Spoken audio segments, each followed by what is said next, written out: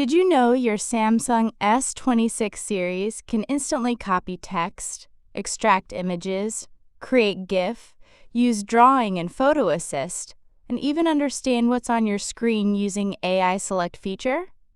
Let me show you how to use AI Select, one of the smartest features in One UI 8.5.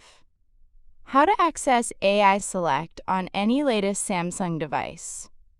Go to any screen like a web page, photo, or app. Now swipe in from the side to open the Edge panel. Tap on AI Select. If you don't see it, go to Settings, Display Edge Panels. Tap on Panels and enable AI Select. How to use AI Select on Samsung S26 Ultra, S26 Plus, S26. Swipe in from the left or right side to access the Edge panel. Tap AI Select. Draw or select an image, and you can see multiple options, such as Photo Assist, Set as Wallpaper, Extract Photo, Create GIF, etc.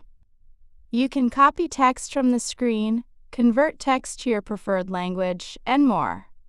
And that's how you use AI Select on your Samsung S26 series.